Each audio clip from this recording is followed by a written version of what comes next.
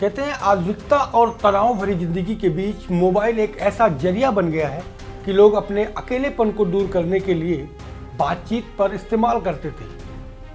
पर अब मोबाइल जरूरत नहीं बल्कि लोगों की आदत बन चुकी है, और वही आदत जहां अपनों से दूर कर रही है बल्कि बीमार भी कर रही है। युवा हों, बच्चे हों, बुजुर्ग हों, अपनों से दूर मोबाइल के सहारे ही जीवन यापन में जुटे हैं।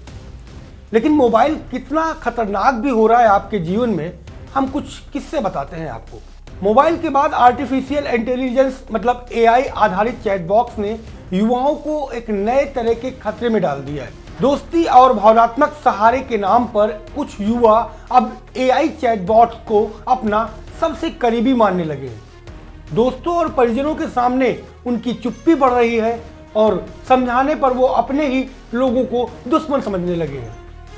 केजीएमयू के मनोरोग विभाग में ऐसे कई चौंकाने वाले मामले सामने आए हैं जिनमें 15 से 30 साल की उम्र के लोग तेजी से इस लत में फंस रहे हैं।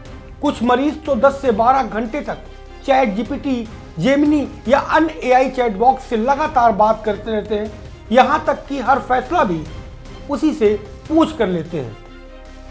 इस आदत से उनमें खालीपन, दूरी, अकेलापन बढ़ रहा है। विभाग की ओपीडी में रोजाना 8 से 10 इंटरनेशनल एडिक्शन के मामले दर्ज हो रहे हैं।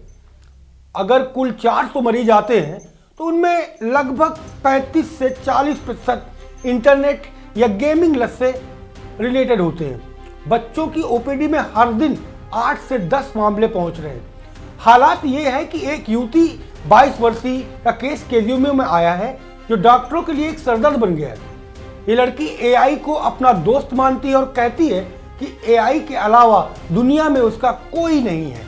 नतीजन 13 घंटे की चैट के बाद परिजनों ने उसे भर्ती कराना पड़ा।